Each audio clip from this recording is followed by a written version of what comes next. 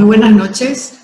Muchas gracias por invitarme a dar esta charla y realmente les felicito por el tema que me pidieron, porque es un tema que siempre está presente en el diálogo entre el médico y la paciente con lupus, ¿verdad? Entonces, vamos a hablar en los siguientes 25 o 30 minutos sobre el uso de anticonceptivos y el embarazo en pacientes con lupus eritematoso sistémico. Bueno, el lupus es una enfermedad de mujeres jóvenes. El 90% de las pacientes con lupus empiezan la enfermedad entre los 15 y los 45 años, o sea, en plena edad fértil. Es muy raro que la enfermedad empiece después de la menopausia y también es poco frecuente que aparezca antes de los 15 años, ¿verdad? De modo que vemos la importancia del sistema hormonal solo con este rango de edad. Y algo impactante es que el 90% de los pacientes con lupus son de sexo femenino. Realmente las consultas con lupus son casi exclusivamente consultas de mujeres. Es muy raro tener un paciente varón. Y esto nos da otra vez una idea de la importancia de, sobre todo los estrógenos, en la fisiopatogenia de la enfermedad. Recuerden que el embarazo es una situación donde la cantidad de estrógeno aumenta marcadamente. Entonces, es lógico también calcular que tenemos que estar muy atentos a lo que sucede en esta época, que es la época del embarazo, en las mujeres con lupus. Para poder hacer un enfoque práctico, decidí presentarles algunos casos muy similares a los de la vida real y a partir de allí empezar la discusión en realidad de qué le vamos a aconsejar a estas mujeres en relación a el uso de anticonceptivos o el embarazo. Entonces, en el primer caso les presento a Emma. Emma tiene 26 años, es una chica joven, y le diagnosticaron lupus a partir de una manifestación cutánea principalmente. Emma está pensando casarse y entonces su pregunta es ¿cómo me voy a cuidar en los primeros años del casamiento? La situación que presenta Mirna es diferente. Mirna es una señora de 35 años que ya tiene 4 hijos y el lupus le afecta principalmente las articulaciones. Ella necesita evitar embarazos por 2 motivos. Primero, porque ya tiene 4 hijos y segundo, porque usa medicamentos que son teratogénicos, es decir, pueden dar malformaciones fetales. Entonces, en el caso de Mirna, es fundamental lograr seguridad en la anticoncepción. Otras situaciones muy diferentes son, por ejemplo, la de Perla. Perla tiene 32 años y tuvo una nefritis lúpica hace 2 años. Ella en este momento está bien con una medicación mínima y pregunta si puede embarazarse. O sea, en este caso, ella estaba con anticoncepción y la pregunta es, ¿cómo hago? ¿Puedo quedarme embarazada? ¿Y cuál es la situación de Josefina? Ella tiene 29 años y es mamá de una bebé de 4 meses. Le diagnosticaron lupus en los últimos meses del embarazo y tuvo que usar anticoagulantes junto con otros medicamentos para llegar a término. Josefina está muy preocupada por esta situación y nos pregunta, ¿cómo me voy a cuidar a partir de ahora hasta el momento en que considere seguro volver a quedarme embarazada? Entonces, lo que podemos ver a partir de estos casos clínicos pequeños es que las mujeres con lupus tienen fertilidad preservada. Es muy poco frecuente que las mujeres no puedan quedar embarazadas. Se ve sobre todo en pacientes con enfermedad muy grave, muy activa, y a veces es consecuencia de la medicación. Entonces tenemos que partir de la base que las mujeres con lupus son fértiles y tenemos que tener en cuenta esta situación tanto por la posición de la paciente, de si quiere o no quedar embarazada, y también por la medicación, que tenemos que tener en cuenta que algunos medicamentos pueden ser peligrosos durante el embarazo. Otro punto muy importante es tener en cuenta que el lupus es una de las enfermedades más pleomórficas de la medicina. ¿Qué significa pleomórfica? Que tiene múltiples formas de presentarse en diversos órganos y que también tiene diferentes grados de severidad. en esta patología es donde más tenemos que insistirle a las pacientes que no existe un cuadro de lupus igual al otro y que cada medicación tiene que ser individualizada. Y en relación a la anticoncepción y al planeamiento del embarazo, esto es fundamental. Tenemos que sentarnos a hablar con cada paciente y además este planteamiento que le hacemos en un momento dado debe revisarse cada tanto. Entonces, el tema del diálogo sobre cómo cuidarnos o cuándo embarazarnos y en qué momento tiene que ser algo que tiene que estar continuamente sobre la mesa en el diálogo entre el paciente la paciente con lupus y su médico. Entonces, ante estas preguntas de nuestras pacientes, ¿cómo vamos a responder? Antes de ir directamente a las respuestas, quisiera hacer algunos comentarios que son muy importantes a la hora de tomar las decisiones.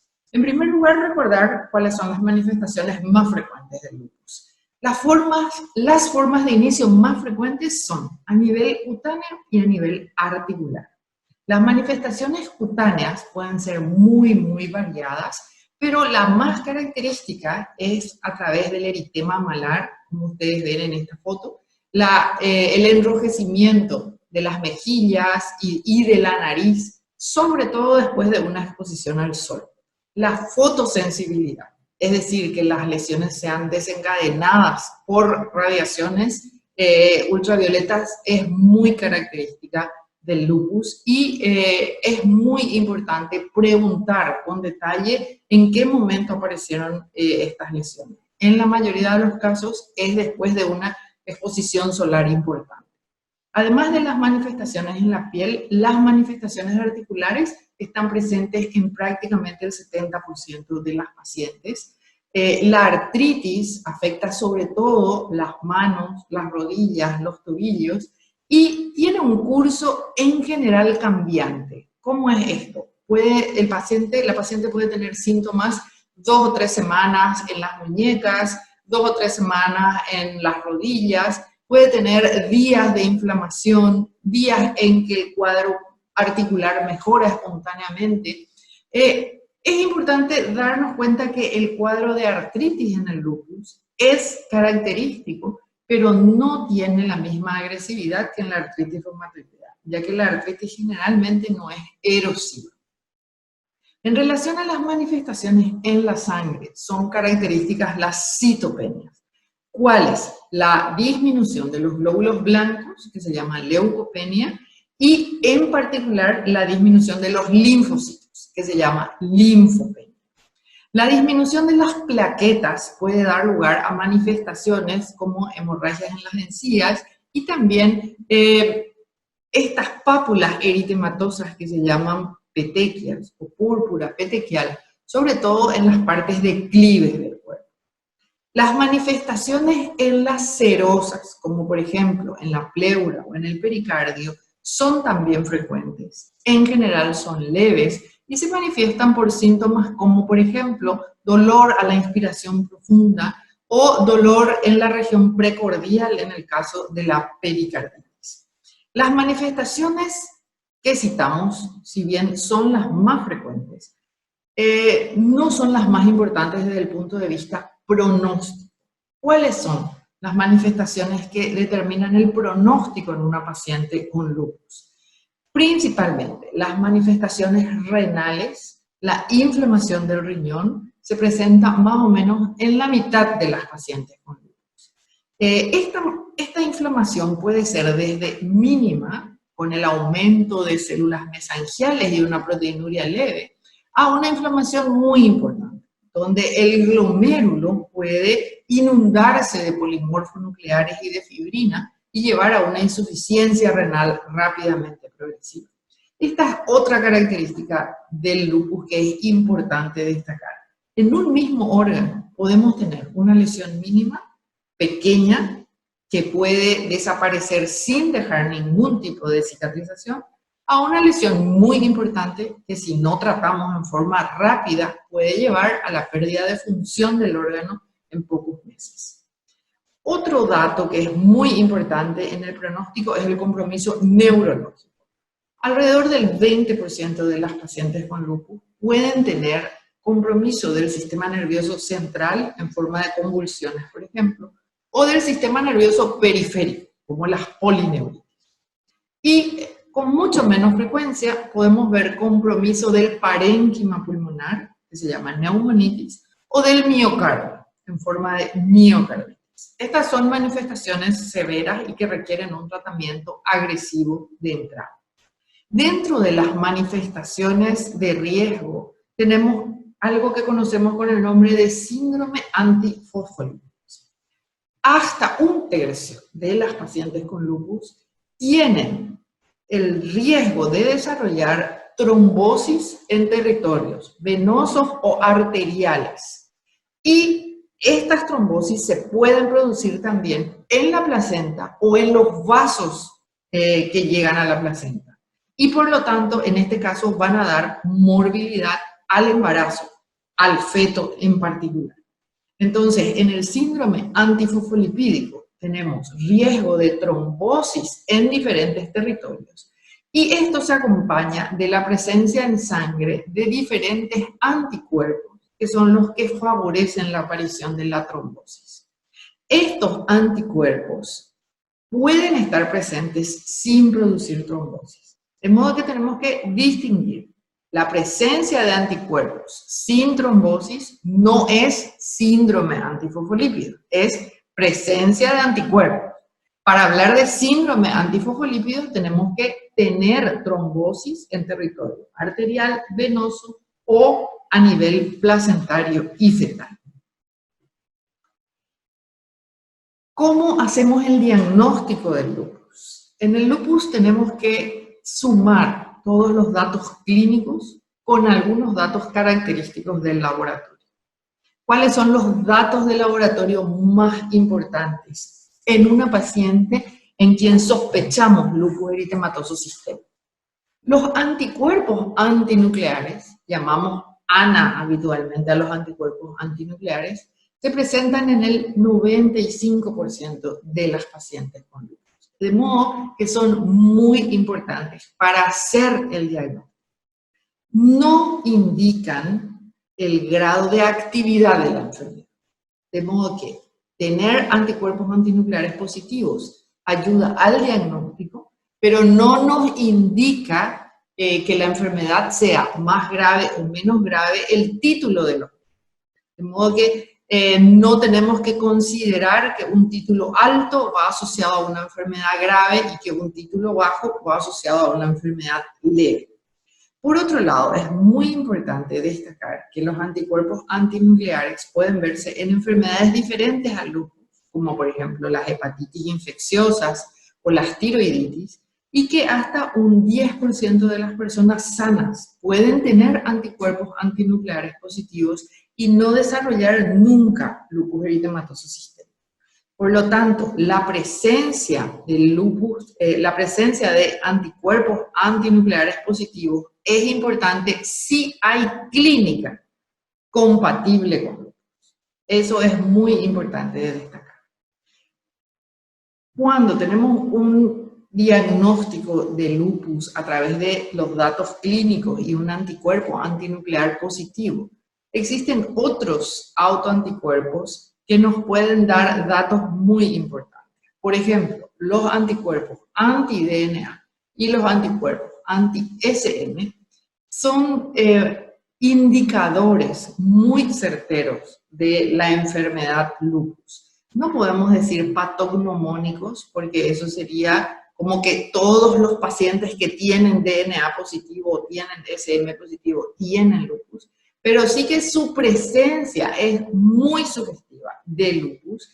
Y en el caso del DNA, sí, cuanto más alto es el título de este anticuerpo, más riesgo tenemos de una enfermedad activa.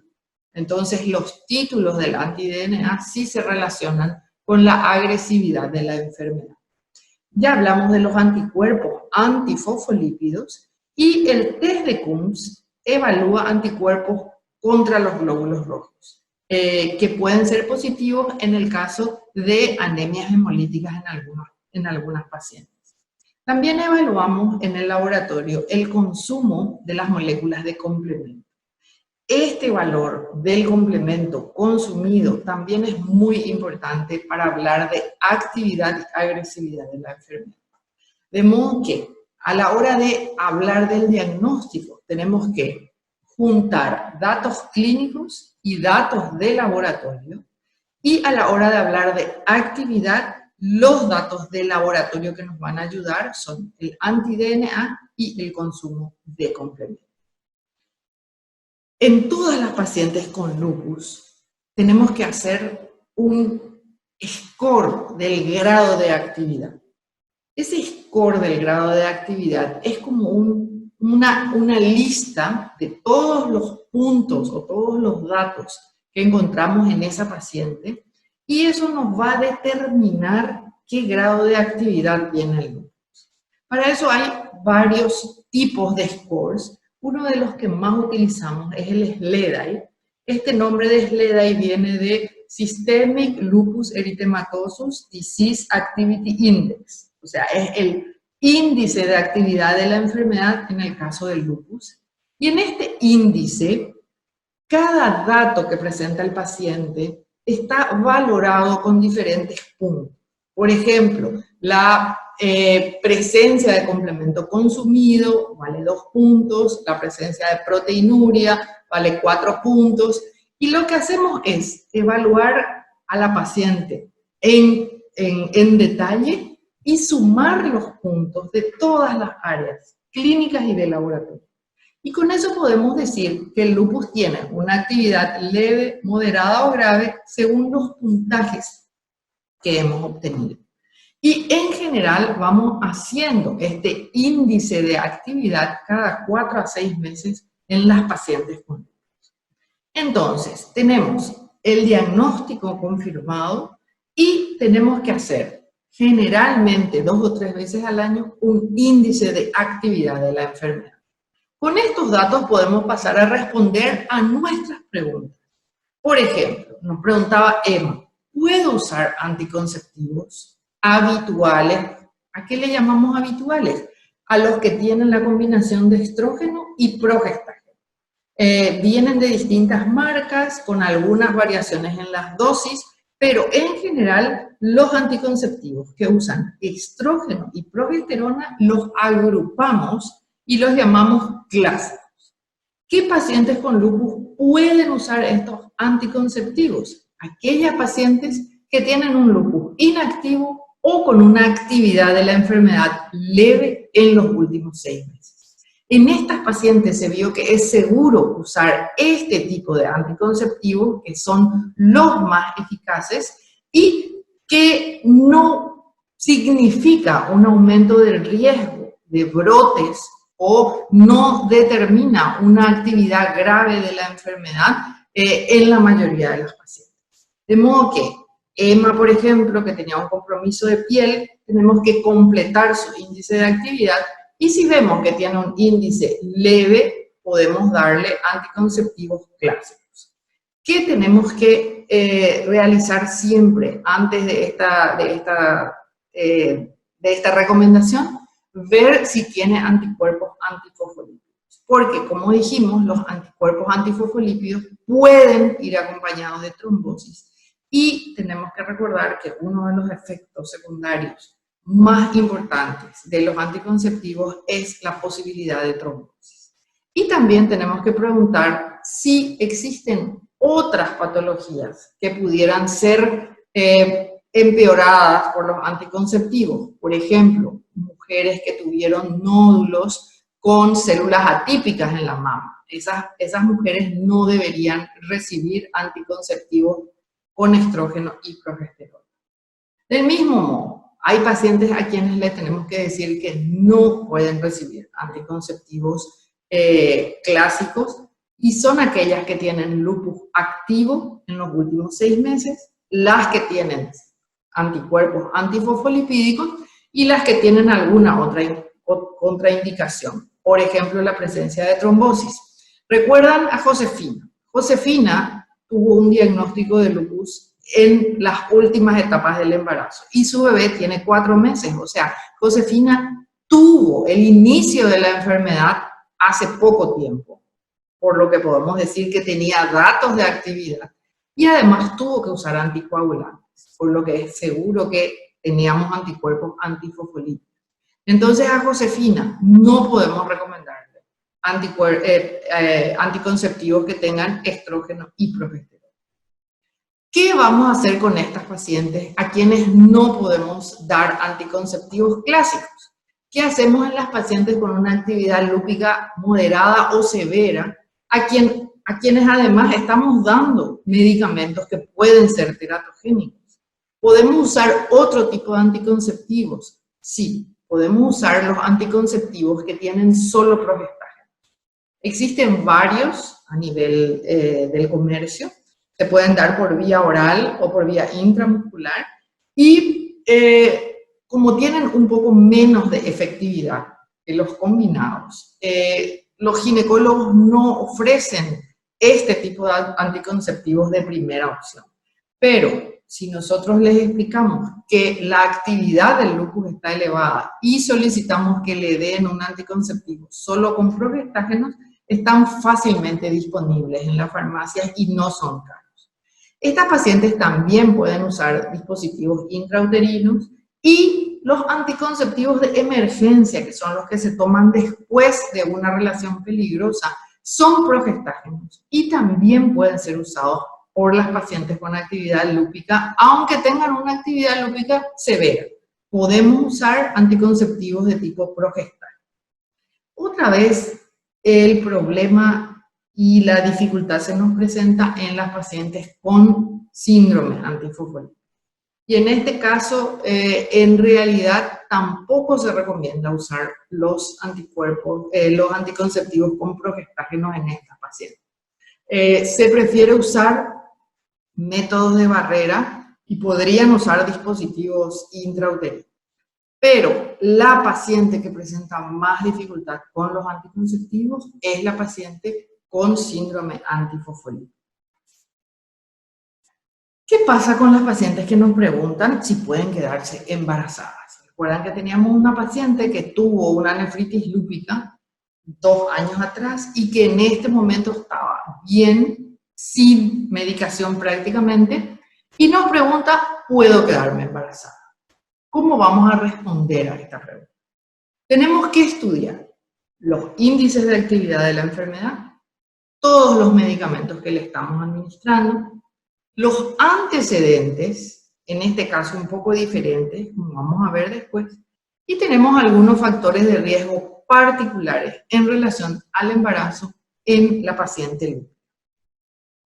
¿Cómo medimos los índices de actividad? Ya hablamos un poquito de eso, el interrogatorio detallado, el examen físico detallado, miramos siempre sangre y orina, buscando citopenias, buscando hematuria, buscando proteinuria, y en orina insistimos mucho en el número de glóbulos rojos, el número de leucocitos y cilindros, porque recuerden que microhematuria en una paciente con lupus nos obliga a hacer estudios más específicos. Siempre miramos también orina de 24 horas para determinar en forma exacta la proteinuria y hacemos un cálculo del aclaramiento de creatina.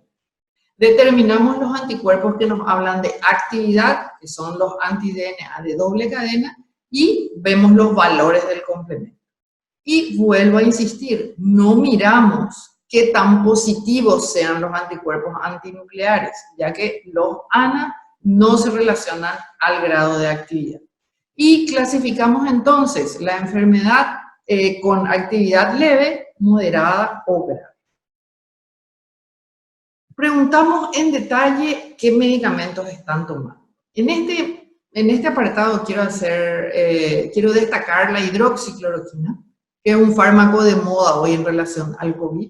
La hidroxicloroquina es un inmunomodulador que usamos desde hace más de 40 años. Se utiliza también para la malaria, por ejemplo, y en las enfermedades autoinmunes, y en particular en el lupus. Se vio que el uso de hidroxicloroquina se asocia a enfermedad menos activa y a menos brotes de la enfermedad. De modo que todas las pacientes lúpicas, a no ser que tengan una contraindicación muy importante, deben tomar hidroxicloroquina. Y varios estudios coinciden en que la suspensión de la hidroxicloroquina durante el embarazo aumenta el riesgo de recaídas en el embarazo. Entonces es muy importante aconsejar a las pacientes que están tomando hidroxicloroquina que no suspendan, porque es muy frecuente que por el temor a hacer daño al bebé suspenden la hidroxicloroquina. Entonces, en relación a fármacos, la hidroxicloroquina se debe continuar durante todo el embarazo. Los corticoides a dosis moderadas o dosis bajas no hacen daño al feto y son también seguros para la madre. Siempre tenemos que aportar calcio, vitamina D, ácido fólico, hierro. Y si la paciente necesita un inmunosupresor, podemos usar la azatioprina. En este caso, si las pacientes están utilizando inmunosupresores como por ejemplo el micofenolato, que es teratogénico, y hemos visto que la paciente está inactiva o con una actividad leve de la enfermedad, lo que hacemos es cambiarle el inmunosupresor, cambiarle el micofenolato a azatioprina, por ejemplo. Y una vez que hacemos un cambio de medicación para organizar el embarazo, siempre esperamos por lo menos 3 meses. ¿Qué otros fármacos nos interesan cuando estamos preparando un embarazo? Los inhibidores de la enzima convertidora de la angiotensina y los bloqueantes de los receptores de angiotensina son teratogénicos. Entonces, en una paciente que está inactiva, en quien podemos recomendar un embarazo, tenemos que cambiar este tipo de fármacos, generalmente a bloqueantes cálcicos o metildo.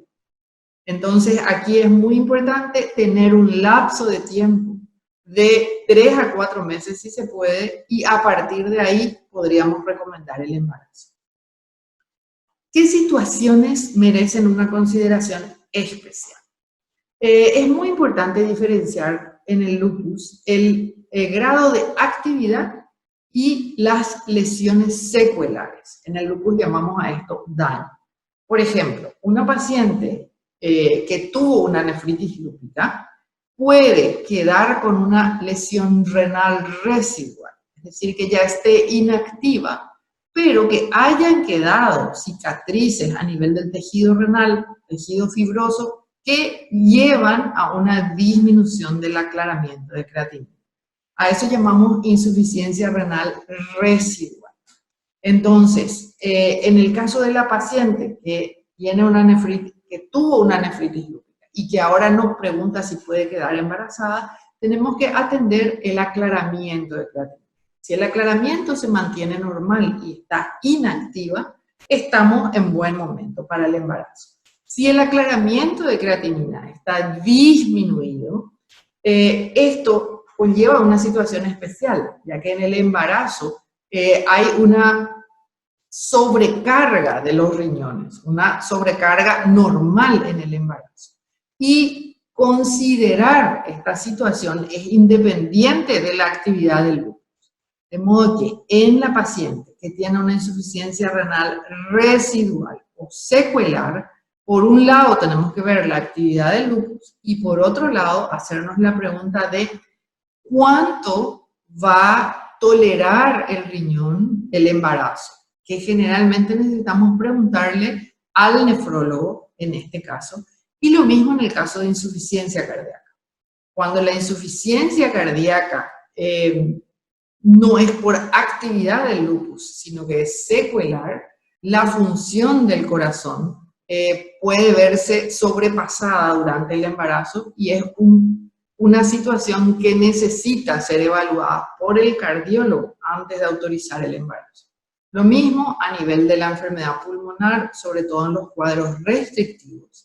Y, como ya dijimos, actividad del lupus en los últimos 6 meses o accidentes cerebrales vasculares en los últimos 6 meses. Son situaciones que, si bien no significan que vamos a contraindicar el embarazo, significa que hay que considerar en forma particular la función de cada uno de estos órganos y pedir una evaluación detallada por los especialistas de estas áreas antes de autorizar el embarazo.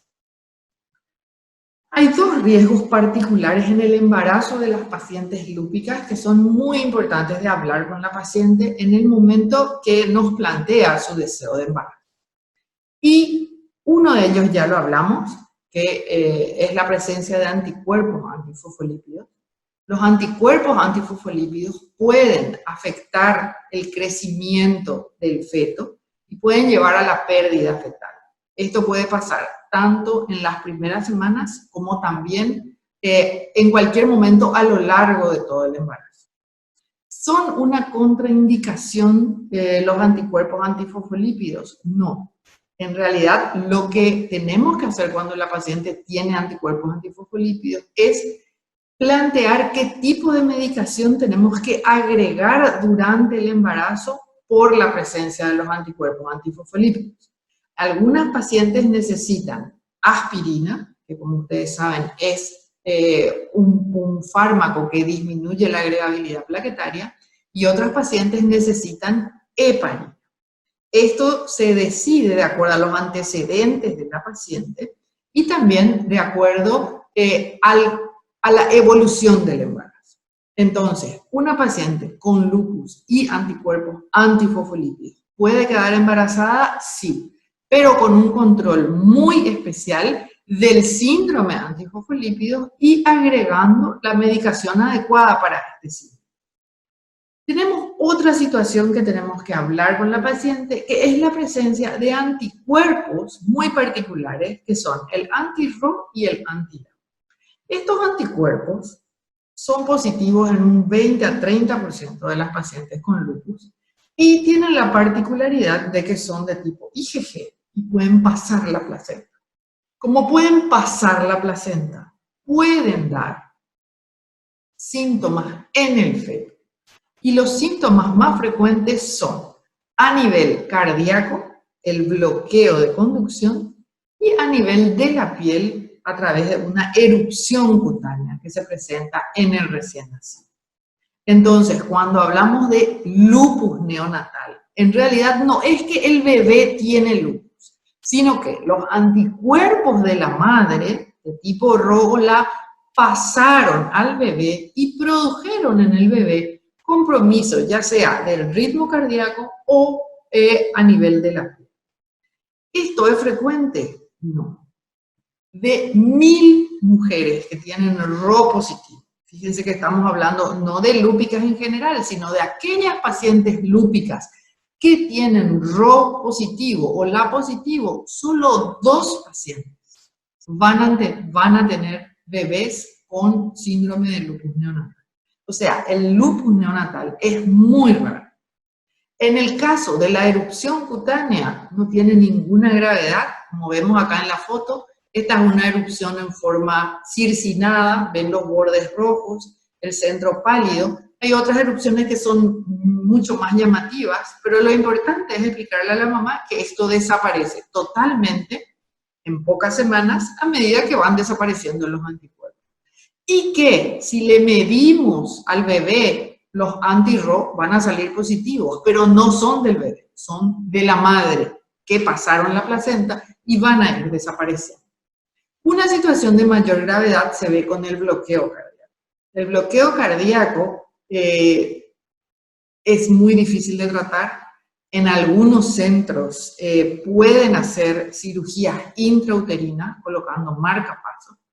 Que realmente es una situación complicada en nuestro país, pero es muy importante destacar que la frecuencia de bloqueo cardíaco va a ser mínima.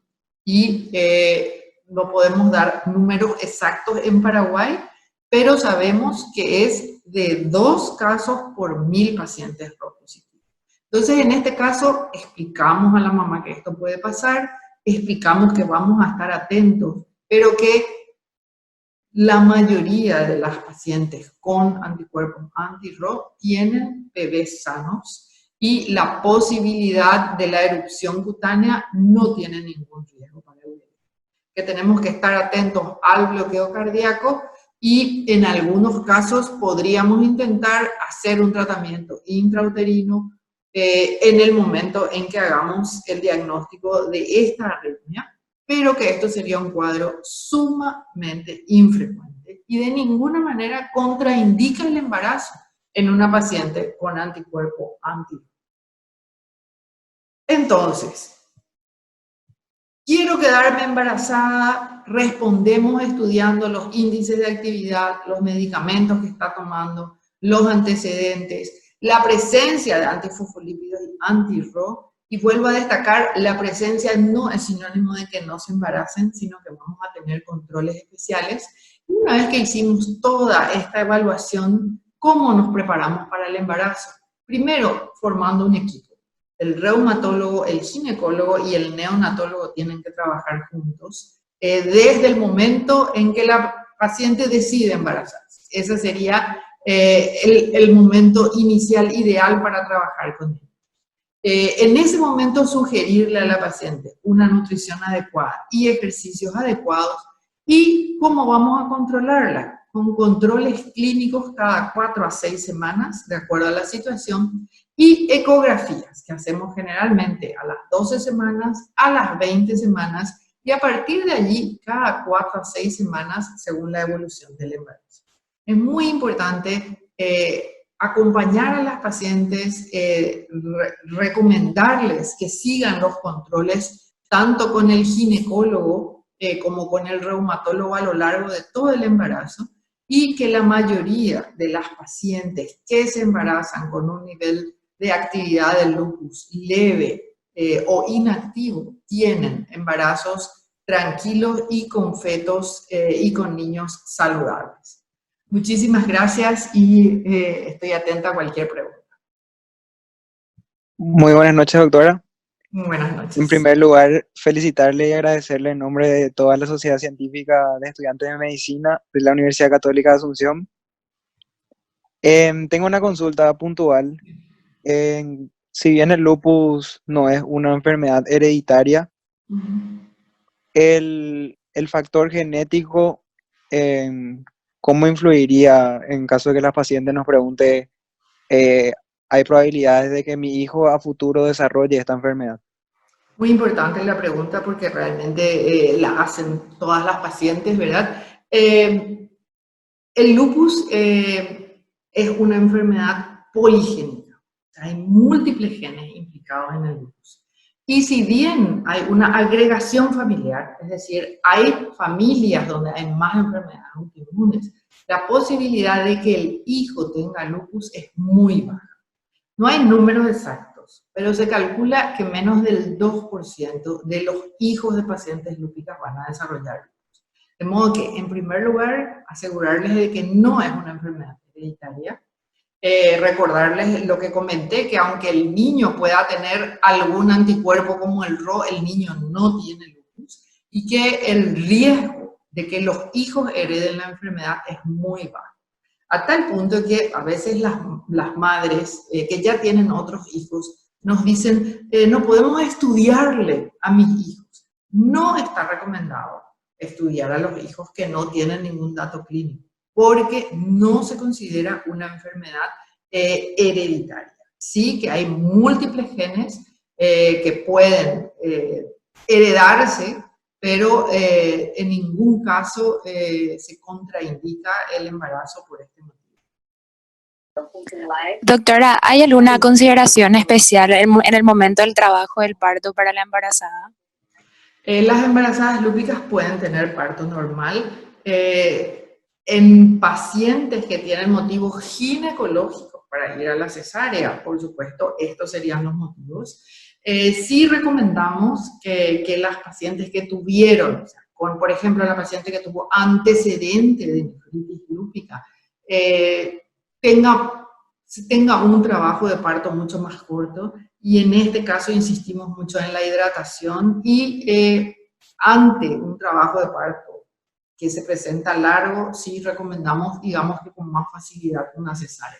Pero una paciente lúpica puede tener un parto normal, dependiendo sobre todo de la condición ginecológica de la paciente.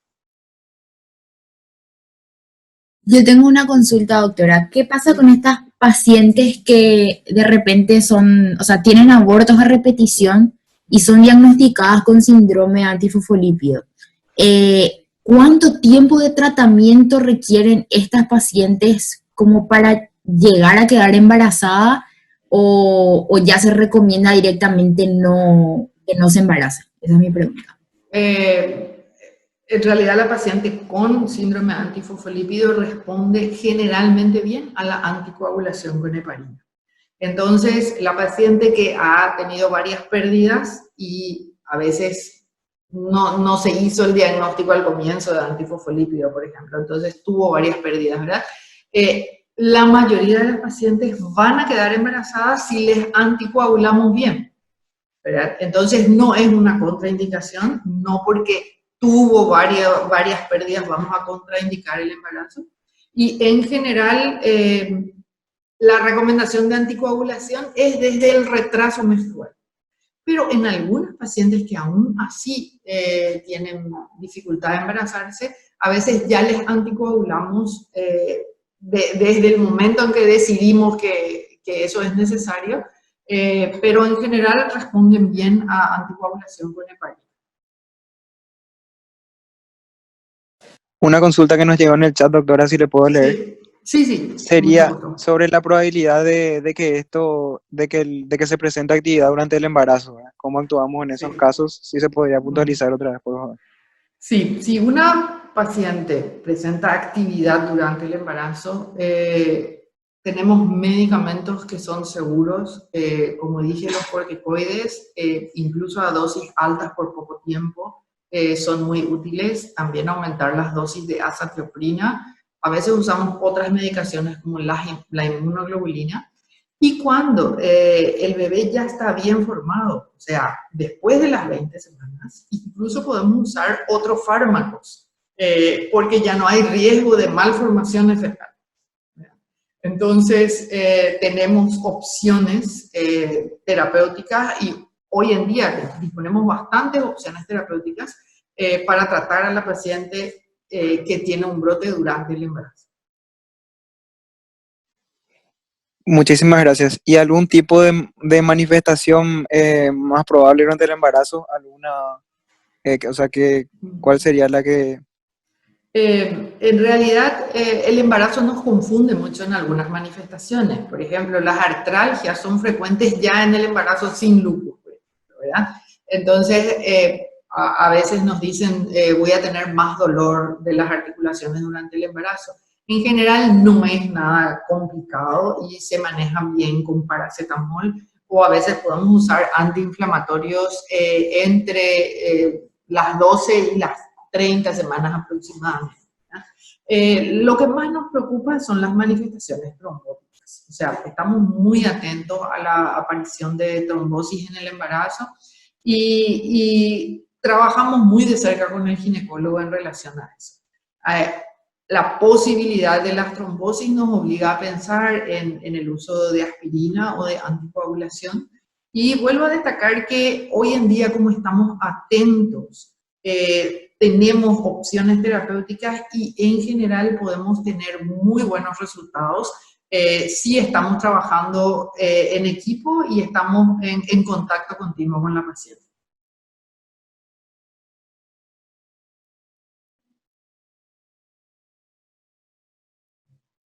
Muchas gracias. Sí, una sí. consulta más, doctora. Acá Sí. llegó, le leo ahora. Sí. En caso de síndrome antifosfolipídico, Sí. ¿qué anticonceptivos se recomienda? Dice.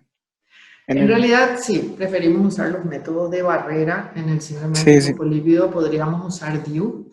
Y en las pacientes que son muy difíciles de controlar por este método, por ejemplo, pacientes que son alérgicas al látex, pacientes que no toleran un DIU porque sangran mucho, entonces tomamos el riesgo a veces de usar los progestágenos, ¿verdad? Que siempre tienen menos riesgo que la combinación estrógeno con progestágeno, ¿verdad? Y en estos casos voy a hacer como una aclaración de lo que vemos en la práctica. Cuando la paciente ya está anticoagulada, a veces ya tenemos más libertad para usar los progestágenos, porque ya la tenemos bien anticoagulada. No es que estamos con toda la tranquilidad del mundo, pero si la paciente está anticoagulada, tenemos más libertad para usar los progestágenos en esta paciente. Bueno, muchísimas gracias, doctora. Sin robarle más tiempo y esperando contar nuevamente con usted a futuro, conociendo la calidad de sus clases. Me despido de usted y por este medio también de los estudiantes que están participando de la videoconferencia. Muchísimas gracias.